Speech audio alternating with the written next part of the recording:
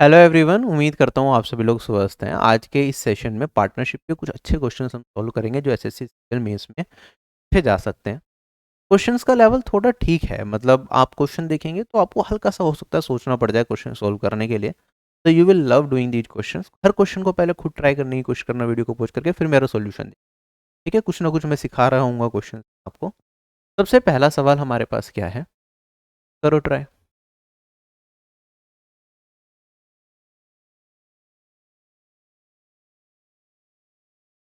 देखो क्वेश्चन में क्या कहता है। ठीक है, ए और बी दो पार्टनर हैं।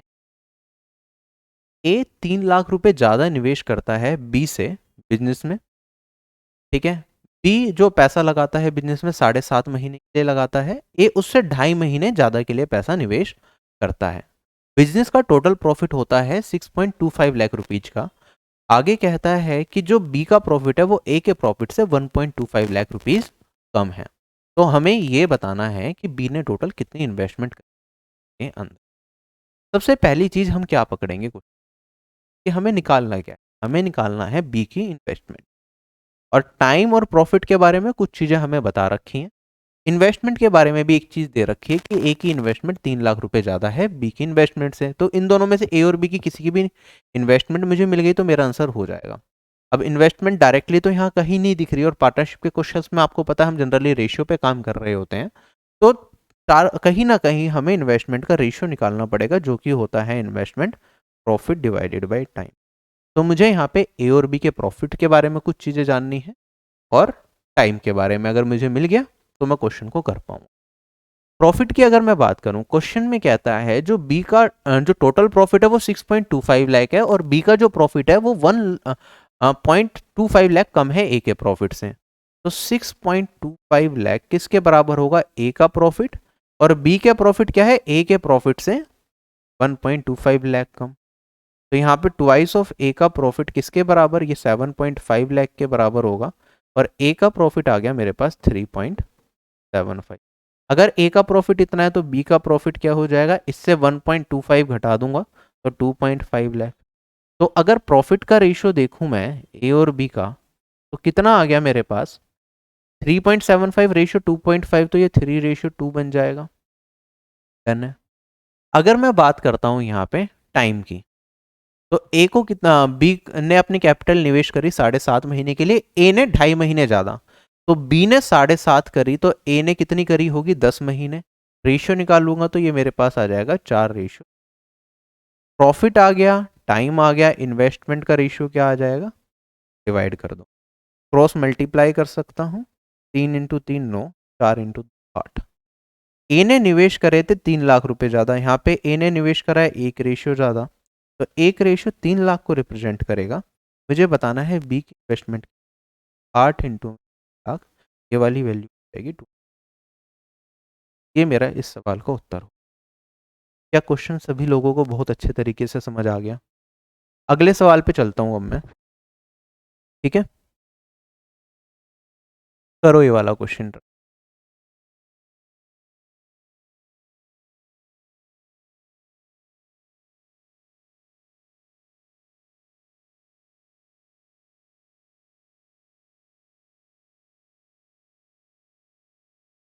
क्वेश्चन में कहता है ए बी और सी एक पार्टनरशिप में एंटर करते हैं और पैसे को इस रेशियो में निवेश करते हैं। तो सबसे पहले मैं ए बी और सी के इन्वेस्टमेंट का रेशियो निकाल लूंगा, इतना पढ़ते, क्योंकि बड़ा क्वेश्चन एक बार की में पूरा पढ़ पाना भी मुश्किल होगा। हमें पता है सिंप्लीफाई तो करना पड़ेगा। यहाँ पे 3 12 और 2 का एलसीएम 12 आएगा, तो 12 से गुना कर दूंगा। तो मेरे पास ये 4:5:6 आ गया इनकी इन्वेस्टमेंट का रेशियो। आगे कहता है ए क्या करता है, 1/4 टोटल प्रॉफिट का खुद रख देता है बिजनेस को मैनेज करने के लिए, और जो रिमेनिंग प्रॉफिट है इन तीनों में बांट दिया जाता है साल के अंत में। ठीक है, ए को 1.26 लाख कम मिलते हैं बी और सी से। तो हमें बताना है कि सी का शेयर क्या होगा टोटल प्रॉफिट के अंदर। ठीक, अगर ए 1/4 बिजनेस को मैनेज करने के लिए लेता है और बाकी इन्वेस्टमेंट के रेशियो में पैसा बढ़ता है, तो टोटल प्रॉफिट अगर मैं 100% मानूं, तो ए को 25% तो बिजनेस को मैनेज करने के लिए मिलेगा, और बाकी इन्वेस्टमेंट के रेशियो में बढ़ जाएगा। इन्वेस्टमेंट के रेशियो में कितना बटेगा, आप देखेंगे टोटल ए बी सी का मिला के ये टोटल 100% में से 25 घटाया तो 75%। तो ये रेशियोज मेरे 75% को रिप्रेजेंट करेंगे। 15 रेशियो किसके बराबर होगा? अपना 75%। ठीक है, यहां से एक रेशियो की वैल्यू निकाल सकता हूं, एक रेशियो मेरा 5% के बराबर होगा। ठीक है, अगर मैं देखता हूं यहाँ पे एक रेशियो 5% के बराबर होगा, तो या तो मैं चाहूं तो परसेंटेज में कन्वर्ट कर सकता हूं सारी चीजों को, या मैं चाहूं तो रेशियो में सारी चीजों को लेके क्वेश्चन को सोल्व कर सकता हूं। तो फिलहाल मैं परसेंटेज में ही कर लेता हूं। ठीक, मेरे पास ए का टोटल प्रॉफिट कितना होगा? आप देखेंगे यहाँ पे 4 रेशियो है, 4 इंटू 5%, ये हो जाएगा 20%, और ये 25%, तो मेरे पास ये हो गया 45%। टोटल प्रॉफिट का 45% ए के पास है, और कहता है कि जो ए का प्रॉफिट है बी और सी के टोटल प्रॉफिट से 1.26 लाख कम है। अगर ए का 45 है तो बी और सी का 55 बचा होगा, और इनका जो डिफरेंस होगा वो 10% के बराबर होगा। तो 10% प्रॉफिट किसके बराबर है? 1.26 लाख के बराबर है। मुझे किसका मान बताना है? मुझे सी का प्रॉफिट बताना है। 6 रेशियो किसके बराबर होगा? एक रेशियो 5% के, तो 6 रेशियो ये मेरा 30% के बराबर होगा। 30% का मान इंटू 3 कर दूंगा, तो ये वाली वैल्यू मेरे पास 3.72 लाख आ जाएगी। आई hope this question is 7-8 sorry. चलें अगले सवाल पे। इसी तरीके का एक और सवाल है हमारे पास, बिल्कुल सेम टाइप का, ये सबका आंसर खुद आना चाहिए। कहता है क्वेश्चन के अंदर ए बी सी एक बिजनेस पार्टनरशिप में इन्वॉल्व होते हैं, और जो पैसा निवेश करते हैं वो किस रेशियो में करते हैं? वो 5:6:4 में करते हैं। ठीक, ए 30% टोटल प्रॉफिट का रख लेता है बिजनेस को मैनेज करने के लिए। तो टोटल प्रॉफिट अगर 100% मानूं, तो 30% तो बिजनेस को मैनेज करने के लिए है, और 70% इन तीनों के अंदर इनकी इन्वेस्टमेंट के रेशियो के हिसाब से बटेगा। आगे कहता है साल के अंत में जो ए का प्रॉफिट है वो 20,000 रुपये ज़्यादा है किससे? बी और सी के प्रॉफिट से। तो मुझे बताना है बी का टोटल प्रॉफिट क्या होगा। बिल्कुल पिछले क्वेश्चन की तरह है, बस थोड़ा सा कॉम्प्लिकेटेड ये कैलकुलेशन में जा सकता है, करके देखते हैं।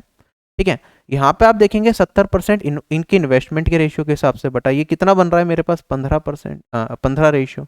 15 रेशियो अगर 70% को रिप्रेजेंट करेगा, 30% किसके बराबर होगा? 15/7 इंटू में 3, 45/7 रेशियो के। ए का जो टोटल प्रॉफिट है वो कितना है? 45/7 रेशियो सैलरी के तौर पे मिल रहा है, और 5 रेशियो इन्वेस्टमेंट की वजह से। तो ए का जो टोटल प्रॉफिट होगा 5 जमा 45/7 रेशियो होगा। बी और सी का जो टोटल प्रॉफिट है 6 और 4 10 रेशियो है। जो इनका डिफरेंस होगा वो 20,000 के बराबर दे रखा है। ठीक है, तो हमारे पास यहाँ पे 35 80/7 -10 करूंगा, 7 एलसीएम आएगा, तो 80 में से 70 को घटाया तो मेरे पास 10/7, 10/7 रेशियो 20,000 के बराबर है। एक रेशियो मेरे पास 14,000 के बराबर, और 6 रेशियो मेरे पास 6 इंटू में 14, ये आ जाएगा 84,000 के बराबर। क्वेश्चन हो गया खत्म। क्लियर है सभी लोगों को?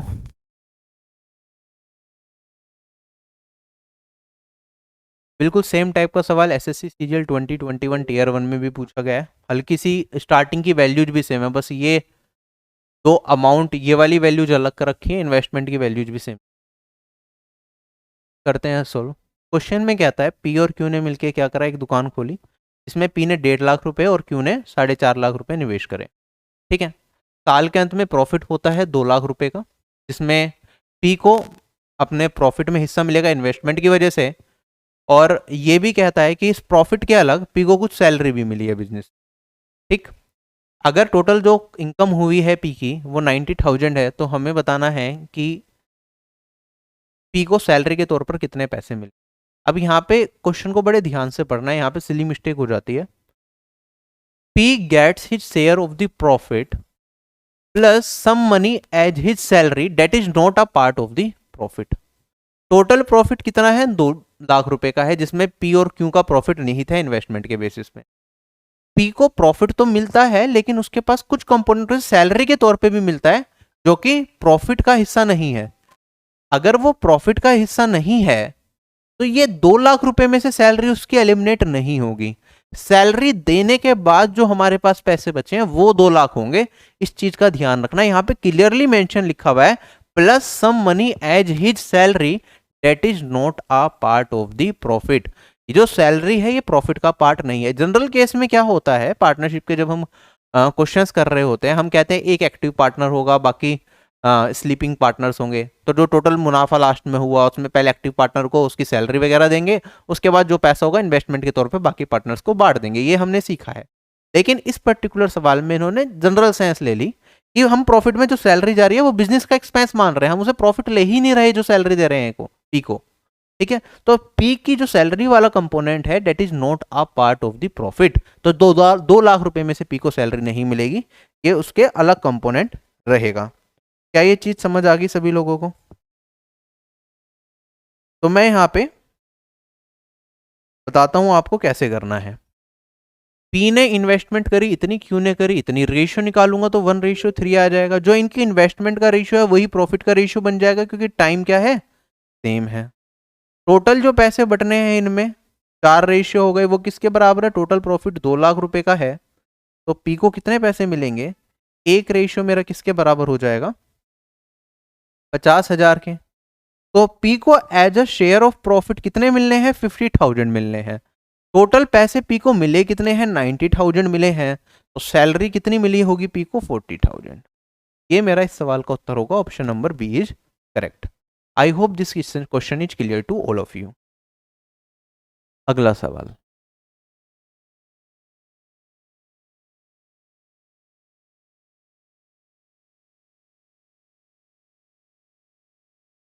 क्वेश्चन में कहता है एबीसी एक बिजनेस की शुरुआत करते हैं और उनका जो कैपिटल्स हैं वो इस रेशियो में है, 1:5, रेशियो 1:2, रेशियो 1:3। ठीक है, 4 महीने के बाद सी अपनी कैपिटल को 50% से घटाता है हर 4 महीने के बाद, और ए अपनी कैपिटल को हर 4 महीने के बाद 50% से बढ़ाता है। बी की कैपिटल में कोई भी बदलाव नहीं आता। जो ए का प्रॉफिट है वो 2.85 लाख है, तो हमें बताना है सी का प्रॉफिट क्या होगा। ठीक, अगर मैं बात करूं यहाँ पे ए का प्रॉफिट दे रखा है, सी का बताना है, तो बी की हमें जरूरत है क्या इस क्वेश्चन में कहीं भी? जब ए बी सी की इन्वेस्टमेंट का रेशियो दे रखा है, फिर उसमें जो बदलाव है वो दे रखे हैं, ए का प्रॉफिट और सी के प्रॉफिट में चीजें, ए का प्रॉफिट दे रखा है, सी का बताना है, तो कहीं भी मुझे इस क्वेश्चन में बी की जरूरत नहीं लग रही। तो सबसे पहले यहाँ पे ए और सी को ही मैं लूँ, अगर 1:5 है मेरे पास और ये 1:3 इनकी इन्वेस्टमेंट का रेशियो, तो मेरे पास यहाँ पे सिंप्लीफाई करूंगा तो क्रॉस मल्टीप्लाई 3 इधर और 5 उधर जाएगा, तो 3:5। ये ए और सी की क्या हो गई हमारे पास, इन्वेस्टमेंट हो गई। ठीक है, अब होता क्या है, सी हर 4 महीने के बाद अपनी कैपिटल को 50% से घटाता है। 50% क्या होता है अगर फ्रैक्शन में कन्वर्ट करें, वैसे तो यहाँ पे इजीली कर सकते हैं, लेकिन आप देखेंगे 1/2 होता है। साल में 12 महीने होते हैं, हर 4 महीने के बाद चेंज आएगा। पहला चेंज 4 महीने के बाद, फिर दूसरा चेंज उसके 4 महीने मतलब 8 महीने के बाद स्टार्टिंग से, तीसरा चेंज जो आएगा वो 12 महीने के बाद स्टार्टिंग से। लेकिन 12वें महीने पे जो चेंज आएगा वो तो काउंट नहीं होगा, क्योंकि जब तक तो मेरा साल क्या हो चुका होगा, खत्म हो चुका होगा, तो 2 बार चेंज आने वाला है। ठीक, अगर हम बात करते हैं ए क्या करता है, अपनी कैपिटल को 50% से इंक्रीज करता है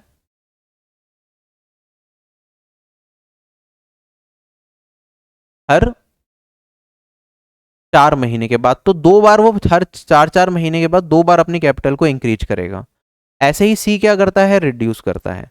तो यहाँ पे 1/2 सी के केस में मुझे 2 बार मल्टीप्लाई करना पड़ेगा, तो मैं कह सकता हूँ यहाँ पे 1/4 जो सी की वैल्यू होनी चाहिए मेरे पास, यहाँ पे वो 4 का मल्टीपल होना चाहिए, जिससे कि मेरी जो इन्वेस्टमेंट है उसका रेशियो पॉइंट में ना जाए। तो उस चीज को सिंप्लीफाई करने के लिए क्या मैं इन्वेस्टमेंट के रेशियो में यहाँ पे 4 से गुना कर सकता हूँ। आप देखेंगे यहाँ पे मैंने कहा ए का जो इन्वेस्टमेंट हो गया मेरा वो 12 रेशियो हो गया, और सी की इन्वेस्टमेंट जो हो गई मेरे पास ये 20 रेशियो हो गई। अब 4 महीने को का टाइम, 4 मंथ टाइम को मैं क्या मान लेता हूँ, 1 रेशियो मान लेता हूँ। ठीक है, लिखने वाली चीज नहीं है, ये आपको पता होना चाहिए कि हाँ हम ऐसे ही करेंगे इस तरह के सवाल को। तो पहले 4 महीने के लिए ए ने 12 रेशियो अमाउंट इन्वेस्ट करा, तो 4 महीने मतलब 1 रेशियो टाइम, तो मैंने कहा 12 प्रॉफिट का रेशियो बन गया पहले 4 महीने का। ऐसे ही सी की बात करूं, पहले 4 महीने का जो प्रॉफिट का रेशियो बन गया वो 20 बन गया। 4 महीने के बाद अगले 4 महीने के लिए सी ने क्या करा, अपनी कैपिटल को 50% रिड्यूस करा। तो 20 का आधा करूंगा तो अब इसने क्या करा, 10 रेशियो कैपिटल रही होगी जो 4 महीने के लिए इन्वेस्ट रही होगी। 4 महीने का टाइम मैंने 1 रेशियो माना है तो ये 10 रह जाएगा। ठीक है, तो 4 और 4 8 महीने निकल गए। अब फिर 4 सी क्या करेगा, अगले 4 महीने के लिए अपनी कैपिटल को फिर आधा कर देगा। तो मेरे पास यहाँ पे कैपिटल बचेगी 5। 4 महीने 4 महीने 4 महीने 12 महीने का मेरे पास सी की जो प्रॉफिट का रेशियो है वो फाइनली निकल के आ गया। अगर मैं बात करता हूं किसकी, ए की, तो हर 4 महीने के बाद ये अपनी जो इन्वेस्टमेंट है उसे 50% से इंक्रीज कर देता है। तो पहले 4 महीने में इन्वेस्टमेंट 12 रेशियो थी, टाइम 1 रेशियो माना तो प्रॉफिट का रेशियो 12। अब इन्वेस्टमेंट क्या होगी, 50% से इंक्रीज, इसका 50% होगा 6। तो अगले 4 महीने के लिए इन्वेस्टमेंट हो गई 16 रेशियो, टाइम है 1 रेशियो, तो मेरे पास ये 18 ही रहेगा। उससे अगले 4 महीने के लिए क्या होगी, इन्वेस्टमेंट मेरी 50% से फिर इंक्रीज करेगी, तो 18 का आधा 9, 9 बढ़ जाएगा तो 27 मेरी क्या रहेगी, इन्वेस्टमेंट का रेशियो रहेगा। ठीक, इन्वेस्टमेंट का रेशियो पहले 4 महीने, उसके बाद के 4 महीने और उसके बाद के 4 महीने के लिए ये है। टाइम का रेशियो 1 होगा 4 महीने के लिए। तो मेरे पास प्रॉफिट का रेशियो यहाँ पे आप समअप कर लेंगे तो ये मेरे पास आया 57 रेशियो और ये मेरे पास आया 35 रेशियो। ए का प्रॉफिट हमें दे रखा है 2.85 लाख, तो हमें बताना है सी का प्रॉफिट क्या होगा। अब भैया देखो, इसमें पॉइंट वगैरह में फंसने की आपको जरूरत है ही नहीं, ठीक है, क्योंकि देखो सारी वैल्यू सेम ही हैं। ठीक है, सारी की सारी वैल्यू मेरे पास 6 डिजिट की है, ऐसा नहीं है कोई वैल्यू 6 डिजिट की है, कोई 4 डिजिट की है। ठीक है, तो उसमें पॉइंट में फंसने की जरूरत होती है, वरना पॉइंट को तो एलिमिनेट करो, भूल जाओ पॉइंट वॉइंट कुछ है। मैं इस पॉइंट को फिलहाल भूल गया। मैंने कहा 57 को अगर मैं 5 से मल्टीप्लाई करता हूं तो मेरे पास ये 285 आता है, तो मुझे 35 को 5 से मल्टीप्लाई करना पड़ेगा 175 लाने के लिए, और 175 मेरा आ गया, तो ऑप्शन नंबर ए क्या हो जाएगा, मेरा करेक्ट हो जाएगा। क्लियर है सबको या नहीं है? अच्छा सवाल था, ध्यान से करने वाला था। एक क्वेश्चन है, ये मैं होमवर्क में देने की सोच रहा हूं, क्या आप कमेंट सेक्शन में कमेंट करके बता पाएंगे इस सवाल का उत्तर क्या आएगा?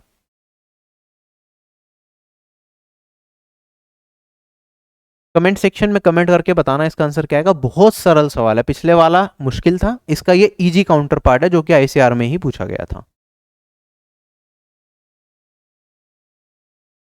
अब ये वाला सवाल देखो, ये भी अच्छा सवाल है। कहता है ए और बी ने एक बिजनेस स्टार्ट करा, जो उनकी इन्वेस्टमेंट का रेशियो था वो 2:3 था। ए और बी दोनों के दोनों क्या है, एक्टिव पार्टनर्स हैं। तो हर महीने ए 36,000 रुपए सैलरी और बी 30,000 सैलरी भी उठाता है। टोटल प्रॉफिट एक्स महीने के बाद जो टोटल प्रॉफिट अर्न किया जाता है इन दोनों के दोबारा वो 7.68 लाख है, और ए और बी की इनकम क्या रहती है, इक्वल रहती है। तो हमें बताना है एक्स की वैल्यू क्या रही होगी। ठीक है, कितने महीने का, मतलब ये इन दोनों का प्रॉफिट दे रखा है। अगर एक्स महीने के बाद दोनों का प्रॉफिट इक्वल है तो आप कहेंगे सर हर मंथली भी तो इनका प्रॉफिट इक्वल होगा।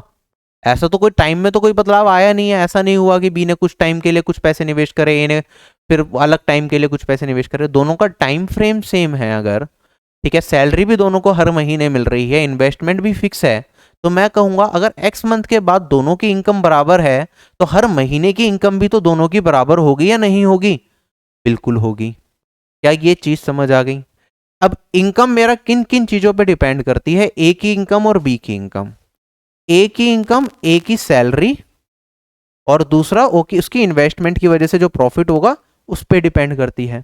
ठीक है, अगर मैं ए की सैलरी की बात करूं, हर महीने वो 36,000 रुपए सैलरी के तौर पे लेता है। एक महीने का इन्वेस्टमेंट के तौर पर उसे कितना प्रॉफिट होगा? ए की इन्वेस्टमेंट 2 रेशियो है, बी की इन्वेस्टमेंट 3 रेशियो है। तो अगर ओवरऑल कितना भी टाइम पीरियड हो, क्योंकि टाइम कांस्टेंट है, एक महीने के लिए मैं मानता हूं इन्वेस्टमेंट के तौर पे ए को जो प्रॉफिट होगा वो 2x का होगा, और जो बी को प्रॉफिट होगा एक महीने का वो 3x का होगा। मैं क्या ये मान सकता हूँ? एक महीने का प्रॉफिट की बात कर रहा हूँ, तो मैं कहूँगा 36,000 प्लस 2x, क्या ये बराबर होगा, मेरे पास बी की सैलरी है 30,000 और इसे इन्वेस्टमेंट की वजह से प्रॉफिट हो रहा है 3x एक महीने का। तो आप यहाँ से 3x में से 2x घटेगा तो x आएगा, और यहाँ पे आप 36,000 में से 30,000 को घटाएंगे तो मेरे पास 6,000 बचेगा। तो x का मान आ गया मेरे पास इतना। अगर x का मान मेरे पास 6,000 रुपये आ चुका है, तो आप बताओ एक ही एक महीने की सैलरी कितनी होगी? 6 दूनी 12,000, 12,000 36,000 में जोड़ दूंगा तो क्या ये वाली वैल्यू मेरे पास 48,000 बन जाएगी। ये एक ही एक महीने की सैलरी है, बी की मतलब टोटल इनकम है, बी की भी टोटल इनकम सेम ही है, तो दोनों की मिला के एक महीने की टोटल इनकम कितनी हो गई? ये हो गई 96,000। एक्स मंथ्स के बाद जो दोनों ने टोटल कमाई करी है, वो कमाई करी है 7.68 लाख की। तो हमें बताना है कितने महीने की बात चल रही होगी। अभी जीरोज वगैरह भूल जाओ, मेरे पास यहाँ 96 है, यहाँ पे 768 है। 768 डिवाइडेड बाय 96, क्या आंसर आ सकता है? यहाँ पे सिंगल डिजिट्स में भी है, यहाँ पे 10 तो दिख रहा है, नहीं है। 6 में किससे मल्टीप्लाई करता हूँ कि मैं 8 आ जाए? या तो मैं 3 को मल्टीप्लाई करता हूँ या मैं 8 को मल्टीप्लाई करता हूँ, तो ये 8 ही जाएगा। यही मेरा इस सवाल का उत्तर है। क्लियर है? मजा आया क्वेश्चंस में? चलूं आगे?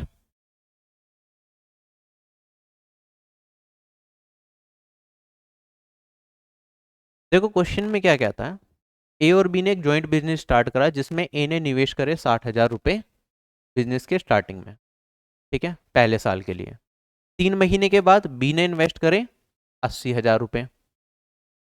जब दूसरे साल की शुरुआत हुई तो ए ने 30,000 रुपये और इन्वेस्ट करे बिजनेस में और बी ने 5,000 रुपये बिजनेस से निकाल लिए, ठीक है।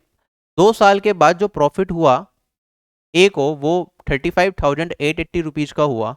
तो हमें बताना है बी को कितना प्रॉफिट होगा अगर जो आधा प्रॉफिट है उन्होंने इक्वली आपस में बांटा और आधा प्रॉफिट अपने कैपिटल के रेशियो में बांटा। क्वेश्चन क्लियर है? धीरे से करेंगे, ठीक है। मैंने कहा ए और बी की बात, यहाँ पे जितनी भी कैपिटल की बात कर रहा हूं मैं, 80,000 हो चाहे 60,000 हो, 30,000 हो या फिर 5,000 हो, इनमें 1000 कॉमन आ रहा है, तो 1000 को हटा दूं तो मैं कहूंगा ए ने पहले साल बिजनेस में कितने रुपए इन्वेस्ट करे? 60 रेशियो, ठीक है। पूरे साल के लिए अपने पैसे इन्वेस्ट रखे होंगे इसने। साल में कितने महीने होते हैं? 12 महीने। जब मैं दूसरे साल की बात करता हूं तो ए ने 30,000 रुपये और बढ़ा दिए, तो पहले 60 करे थे, 30 और बढ़ा दूंगा तो 90,000 रुपये इन्वेस्ट करेंगे, मतलब 90 रेशियो 12 महीने के लिए। तो ये तो मेरे पास हो गया ए का प्रॉफिट का रेशियो, इन्वेस्टमेंट इनटू टाइम करके मैंने निकाल लिया। अगर मैं बी की बात करता हूं, बी ने जब बिजनेस ज्वाइन करा, जब ए ऑलरेडी 3 महीने तक पैसे निवेश कर चुका था, तो 3 महीने के बाद करा, तो पहले साल बी ने कितने महीने के लिए पैसे इन्वेस्ट रखे? 12 में से 3 घटाऊंगा तो 9 महीने के लिए। तो आप देखेंगे बी ने 80,000 रुपए से अपनी इन्वेस्ट बिजनेस में पैसे लगाने स्टार्ट करे। पहले साल 80,000 रुपये निवेश रखे, कितने महीने के लिए? 9 महीने के लिए।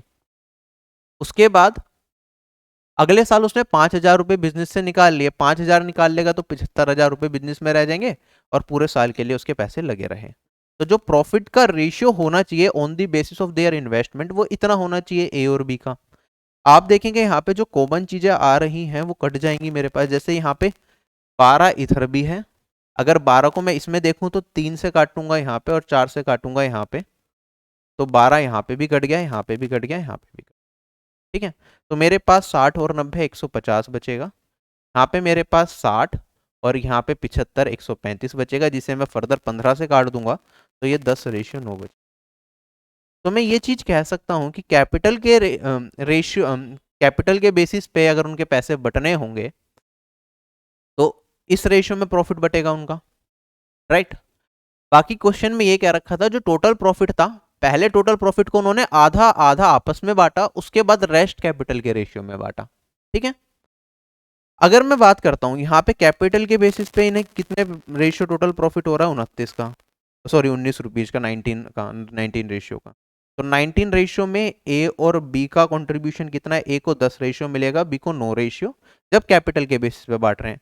सेम ही प्रॉफिट, टोटल प्रॉफिट का इन्हें आधा ही तो बांटना था, ऐसा कैपिटल के रेशियो में आधा इक्वली बांटना था। तो 19 रेशियो का जो होगा मेरे पास, वो ए और बी ने कितना बांटा होगा? आधा आधा, मतलब 9.5 और 9.5, ठीक है। तो टोटल अगर ए का प्रॉफिट देखा जाए तो वो 10 प्लस 9.5 बनेगा और बी का जो प्रॉफिट का रेशियो बनेगा वो 9 प्लस 9.5 बनेगा, ठीक है। टोटल प्रॉफिट में हिस्सेदारी, ए का टोटल प्रॉफिट हमें इतना दे रखा है, हमें बी का बताना है। एक तरीका तो यह है कि मैं यहाँ पे ए का रेशियो निकाल लूँ, फिर बी के ए के रेशियो से इसके कंप्यूट करके बी के रेशियो की वैल्यू बता दूं आपको, बी का इन पता चल जाएगा कितना प्रॉफिट हुआ। दूसरा तरीका हमारे पास क्या है, मैं यहाँ पे क्लियरली देख पा रहा हूँ यहाँ पे ए और बी को इक्वली बट रहा है, यहाँ पे ए को थोड़े ज्यादा मिल रहे हैं बी से, तो ओवरऑल ए को ज्यादा पैसे मिलेंगे बी से। अगर ओवरऑल ए को बी से ज्यादा पैसे मिलेंगे और ए का प्रॉफिट इतना है तो बी का प्रॉफिट ए से कम होगा, बी का प्रॉफिट ए से कम होगा तो 35,000 से कम वैल्यू चार ऑप्शन में कौन सी है, सिर्फ एक ही वैल्यू है। तो यही मेरा इस क्वेश्चन का आंसर होगा, मुझे कैलकुलेशन करने की जरूरत नहीं है। क्या क्वेश्चन सभी को समझ में आ गया? ठीक है, इन्होंने क्या कहा क्वेश्चन में, लास्ट में एक लैंग्वेज में थोड़ा सा घुमाया, बस ये कहा कि जो टोटल प्रॉफिट हुआ उसका आधा तो दोनों आपस में इक्वली बांट लेंगे, और जो आधा प्रॉफिट है वो कैपिटल के हिसाब से जो प्रॉफिट उनका बनना चाहिए उस रेशियो में बटेगा। तो कैपिटल के हिसाब से जो प्रॉफिट बटना चाहिए था वो इस रेशियो में बटना चाहिए था, इनका 10:9 में। तो मुझे यहीं से समझ आ रहा था कि ए को क्या मिलेगा, ज्यादा पैसा मिलेगा, और बी को क्या मिलेगा, कम पैसा मिलेगा, on the basis of capital investment. अगर मैं बात करता हूं बाकी जो बटना है वो इक्वली बटेगा, तो ओवरऑल जो पैसा होगा ए को ज्यादा मिलेगा बी से। चारों ऑप्शन में देखा, बी का अगर प्रॉफिट निकालना था तो ए का जो प्रॉफिट है उससे कम सिर्फ एक ही ऑप्शन जा रहा था, तो वही मेरा इस क्वेश्चन का आंसर आ गया। क्लियर है क्वेश्चन सभी को? अगले सवाल पे चलता हूं। बहुत अच्छा क्वेश्चन है सीजीएल 2021 का ये। देखो क्वेश्चन में क्या आता है, इन्वेस्टेड है, ए बी और सी हैं, उन्होंने एक बिजनेस में 40,000, 48,000 और 80,000 क्रमशः निवेश करे साल की शुरुआत में। 6 महीने के बाद बचे हुए टाइम पीरियड के लिए ए ने हर महीने 4,000 रुपए एक्स्ट्रा बिजनेस में डालने स्टार्ट कर दिए, बी ने हर महीने 4,000 रुपए एक्स्ट्रा बिजनेस में डालने स्टार्ट कर दिए, और सी ने क्या करा, हर महीने 4,000 रुपए बिजनेस से निकालने स्टार्ट कर दिए। साल के अंत में जो टोटल प्रॉफिट हुआ वो 6,72,000 का हुआ, तो हमें बताना है सी को कितना प्रॉफिट हुआ होगा। क्या ये पूरा का पूरा सिनेरियो आपको समझ आ चुका है? इन्वेस्टमेंट 10,000 के मल्टीपल में चल रही है, तो ए की इन्वेस्टमेंट में 40 रेशियो मान सकता हूँ, बी की इन्वेस्टमेंट में 48 रेशियो मान सकता हूँ, और सी की इन्वेस्टमेंट में 80 रेशियो मान सकता हूँ। ठीक है, 6 महीने तक तो इनकी इन्वेस्टमेंट यही रही, उसके बाद इन्होंने थोड़े चेंजेस करने स्टार्ट करे। मैं अभी ये भूल जाता हूँ कि उन्होंने कुछ बदलाव करा, मैं मान लेता हूँ पूरे साल भर के लिए ए ने 40,000 रुपये ही इन्वेस्ट करे, बी ने 48,000 ही, और सी ने 80,000 ही। तो पूरे साल के अंत में उनका प्रॉफिट का रेशियो क्या होना चाहिए था, 40 इंटू में 12, 48 इंटू में 12, क्योंकि साल में 12 महीने हैं, और यहाँ पे 80 इंटू में 12। ठीक है, अगर ये चेंजेस नहीं करते। अब हुआ क्या, ए ने क्या करा, 4,000 रुपए हर महीने इन्वेस्ट करने स्टार्ट करे 6 महीने के बाद, तो 6 महीने तक ये सिलसिला चला। तो जो पहले 4,000 रुपए महीना, जो 4,000 रुपए इसने इन्वेस्ट करे होंगे 6 महीने के बाद, वो कितने महीने तक उसके इन्वेस्ट रहे, आप कहेंगे सर 6 महीने के लिए। फिर 7वें मंथ में जो 4,000 रुपए इन्वेस्ट करे वो कितने महीने के लिए इन्वेस्ट रहे होंगे, एक 5 महीने के लिए। फिर जो 8वें महीने में 4,000 रुपये इन्वेस्ट करे होंगे वो कितने महीने के लिए इन्वेस्ट रहेंगे, 4 महीने के लिए। ये छठे महीने के बाद छठे महीने के बाद जो इन्वेस्ट करे ये 7वें महीने के बाद, ये 8वें महीने के बाद 4,000 रुपये बढ़ाए, 9वें महीने के बाद 4,000 रुपये जो बढ़ाए वो 3 महीने के लिए इन्वेस्ट रहेंगे, 10वें महीने के बाद जो 4,000 रुपये बढ़ाए वो 2 महीने के लिए इन्वेस्ट रहेंगे, और 11वें महीने के बाद जो 4,000 रुपये बढ़ाए वो 1 महीने के लिए इन्वेस्ट रहेंगे। और जैसे ही 12वां महीना पूरा हो जाएगा तो साल कंप्लीट हो जाएगा, ट्रांजेक्शन खत्म हो जाएगी। तो आप देखेंगे यहाँ पे 40,000 को मैंने 40 रेशियो इन्वेस्टमेंट माना है, तो 4,000 को मैं क्या मानूंगा, 4 रेशियो इन्वेस्टमेंट। तो प्रॉफिट रेशियो कितने से बढ़ेगा, 4 इंटू 6, फिर यहाँ पे 4 इंटू 5, 4 इंटू 4, 4 इंटू 3, 4 इंटू 2 और 4 इंटू 1। तो अगर 4 को कॉमन ले लूँ तो मेरे पास बनेगा 6 जमा 5 जमा 4 जमा 3 जमा 2 जमा 1, है ना। चाहो तो आप सम ऑफ एन नेचुरल नंबर्स वाला यहाँ पे फॉर्मूला यूज कर सकते हो, ठीक है। तो वो वरना मैनुअली भी ऐड कर सकते हो, मैनुअली ऐड करोगे तो भी 21 दिख जाएगा आपको, वरना आप कहेंगे सर 1 से लेके 6 तक का सम करना है, तो सम ऑफ एन नेचुरल नंबर्स होता है n इंटू में n प्लस 1 डिवाइडेड बाई 2। तो यहाँ पे मैं लिखूंगा 1 से लेके 6 तक जा रहे हैं, 6 इंटू में 7 डिवाइडेड बाई 2, तो 4 इंटू में 21 बचेगा मेरे पास, ये 7 इंटू 3 21 इंटू 4, तो मेरे पास यहाँ पे आया 4 इंटू में 21। तो ए ने क्या करा था, हर 6 महीने के बाद हर एक महीने 4,000 रुपए बिजनेस में ज्यादा डालने स्टार्ट किए थे। ऐसे बी ने भी सेम चीज करी थी, उसका प्रॉफिट का रेशियो भी 4 इंटू में 21 से बढ़ जाएगा। अगर मैं सी की बात करता हूं तो सी ने क्या करा, हर महीने 4,000 रुपए निकालने स्टार्ट कर दिए छठे महीने के बाद, तो इसकी जो है प्रॉफिट का रेशियो वो घटेगा इतने ही वैल्यू से 4,000 रुपये हर महीने वो निकाल रहा है ना, तो 4 इंटू में 21 यहाँ पे हम माइनस कर देंगे, क्योंकि हमने 80,000 पूरे 12 महीने के लिए ले लिया, जबकि 6 महीने के बाद 80,000 की जगह पहले जैसे ही 4,000 निकाले तो 76,000 रहेगा, फिर 72,000, फिर 68,000, ऐसे सीक्वेंस चलेगा, राइट। तो जो प्रॉफिट का रेशियो होगा ए बी और सी का, वो हमारा इस तरीके से रहेगा, ठीक है। तो ये एक अच्छा सवाल एसएससी ने इस बार बनाया, बड़े ध्यान से करने वाला है। अगर आप इन चीज़ों को समझ पा रहे हो, इन ट्रिक्स को, तो आप एग्जाम में कर पाओगे। अगर आप बेसिक में फंसे रहे तो फिर बहुत लंबा टाइम लगा दोगे इस सवाल में, ठीक। अगर मैं सोल्व करता हूँ, यहाँ पे कुछ चीज़ें कॉमन आ रही है तो काट देंगे, जैसे 4 कॉमन आ रहा है मेरे पास, मैं 4 को एलिमिनेट कर सकता हूँ सब में से।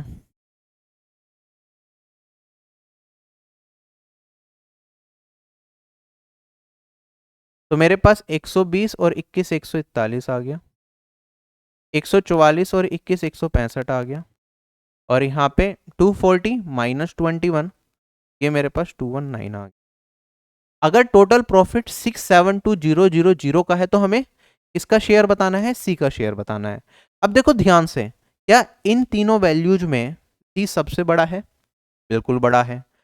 अब अगर सी सबसे बड़ा है तो सी का मान एवरेज से ज्यादा होगा या नहीं होगा? अगर मैं इन तीनों का एवरेज निकालता, एवरेज रेशियो निकालता मैं, तो इन तीनों को सम करता, डिवाइडेड बाय 3 करता, तो एवरेज मिडल वैल्यू के आसपास ज्यादा रहता।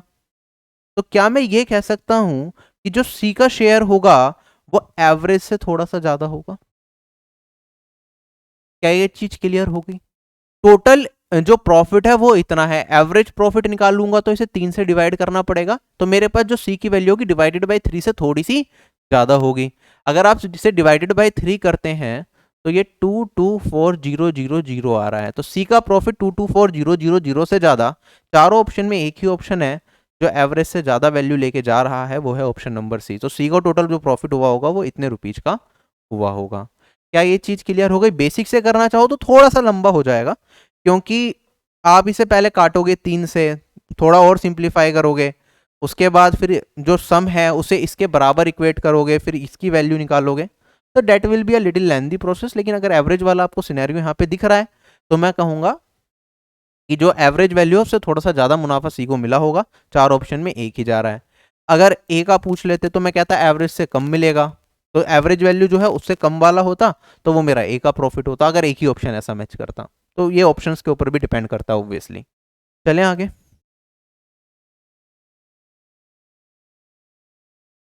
ये वाला थोड़ा अलग टाइप है, अच्छे से समझेंगे, अच्छा सवाल है। कहता है ए और बी ने एक बिजनेस स्टार्ट करा और जो इन्वेस्टमेंट करी उन्होंने किस रेशियो में करी? 9:3 में करी। 9:13 में। बी की इन्वेस्टमेंट ज्यादा है ए से। वो इस चीज पे एग्री करते हैं कि जो भी प्रॉफिट होगा वो इन्वेस्टमेंट के रेशियो में बांटेंगे, ठीक। सब कुछ सही चल रहा था, लेकिन सी भी आ गया जिसने बिजनेस को ज्वाइन करा।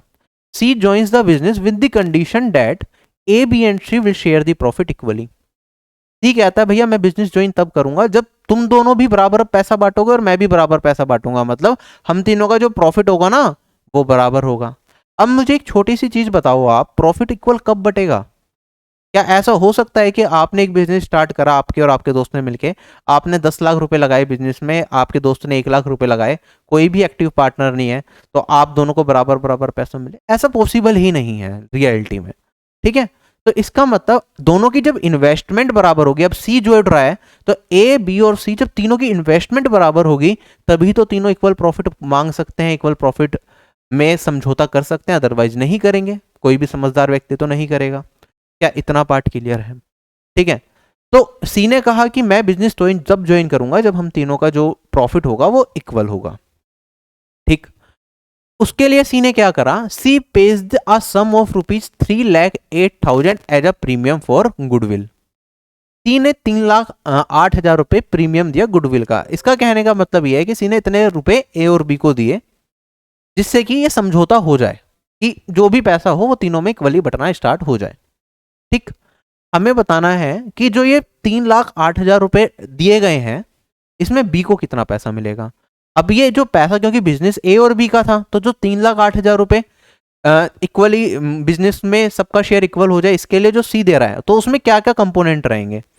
सी चाहेगा कि मैं इतने पैसे जो दे रहा हूं 3,08,000 रुपए, इससे बिजनेस में जो कैपिटल हो ए की, बी की और सी की क्या हो जाए, बराबर हो जाए, राइट। तो ये पैसे जाएंगे ए और बी के पास, क्योंकि मेनली बिजनेस ए और बी का था, राइट। अभी जो टोटल बिजनेस में इन्वेस्टमेंट है आप देखेंगे यहाँ पे ये 9 रेशियो है और ये 13 रेशियो है, तो मैं कह सकता हूँ 22 रेशियो मेरे पास टोटल कैपिटल बिजनेस में अभी इन्वॉल्व है, और बिजनेस मेरा इसी से चलेगा, क्योंकि जो पैसे सी ने दिए हैं वो तो ए और बी के जेब में जाने वाले हैं, वो गुडविल के उन्हें पैसे दे रहा है कि तुमने अब तक जुड़ के तुमने जो भी करा उसके मुझसे ये पैसे ले लो। अब जब 3.08 लाख दे के सी बिजनेस का इक्वल पार्टनर बन रहा है, तो क्या 1/3 बिजनेस में जो हिस्सेदारी होगी वो सी की होगी, क्योंकि 3 लोग हैं, 1/3 हिस्सेदारी होगी तो जो इन्वेस्टमेंट होगी वो 1/3 हो जाएगी सी की। तो सी ने अगर 3.08 लाख दिए हैं तो टोटल इन्वेस्टमेंट का कितना पे करा होगा, सी ने 1/3 पे करा होगा। टोटल इन्वेस्टमेंट ए और बी ने लगाई है 22 रेशियो, तो अब जब सी ने 3.808 लाख दे दिए, ये देने के बाद इसमें से कुछ पैसा ए को जाएगा, कुछ पैसा बी को जाएगा, लेकिन सी को कितना हिस्सा मिल जाएगा बिजनेस का, अगर पहले 22 रेशियो था तो 22/3 रेशियो ये सी की इन्वेस्टमेंट हो गई बिजनेस के अंदर, और 22.3 रेशियो 3.08 लाख को रिप्रेजेंट करेगा। अब ये पैसा कुछ इस तरीके से बटेगा कि ए और बी की जो इन्वेस्टमेंट रह जाए बिजनेस के अंदर वो भी 22/3 रेशियो रह जाए, और ये ए की इन्वेस्टमेंट भी 22/3 रेशियो रह जाए, तभी तो इक्वली पैसा स्प्लिट करेंगे। तो मैंने कहा कि ए का पास पहले उसने 9 रेशियो बिजनेस में पैसा निवेश करा था, अब उसकी इन्वेस्टमेंट इतनी रह गई, क्यों रह गई, क्योंकि सी ने कुछ पैसा दिया उसमें ए को गया होगा, सी ने कुछ पैसा दिया उसमें बी को गया होगा, बी की पहले जो हिस्सेदारी थी बिजनेस में वो इतनी थी, अब उसकी हिस्सेदारी बी की रह गई इतनी, तो क्या हो गया, हिस्सेदारी कम हो गई। 22/3 रेशियो हमारा किसे रिप्रेजेंट करता है, क्योंकि सी ने इतने पैसे देके इतना हिस्सा खरीदा है तो 3.808 लाख को रिप्रेजेंट करता है। बी को कितने पैसे मिलेंगे, आप कहेंगे सर पहले 13 रेशियो हिस्सेदारी थी, अब कितनी है इन्वेस्टमेंट उसकी, 22 रेशियो 22/3, तो इनका डिफरेंस निकाल लूंगा मैं, ये वाली वैल्यू मेरे पास आ जाएगी 17/3, ये हमारे पास हिस्सेदारी रहेगी बी की। ये मतलब ये पैसा सी देगा बी को एज अ प्रीमियम, ठीक है। तो ये मेरे पास वैल्यू 17/3 रेशियो, 22/3 रेशियो, इतने पैसे देके सी ने कितना हिस्सा खरीदा कंपनी का, मतलब इतना हिस्सा खरीदा 3.08 लाख में। तो सोल्व कर लेंगे, यहाँ पे पॉइंट को अगर मैं भूल के करूँ तो इसे फिलहाल मैं 308 मान लेता हूँ, यहाँ से काटूंगा तो ये 14 टाइम्स जाएगा, एक रेशियो मेरा 14 या 42 के बराबर होगा, 17/3 रेशियो निकालना है, तो 42 इंटू में 17/3, 3 से काटूंगा तो ये मेरे पास 14 आ जाएगा, 14 को 17 से करूंगा, 6 कैरी फॉरवर्ड 236,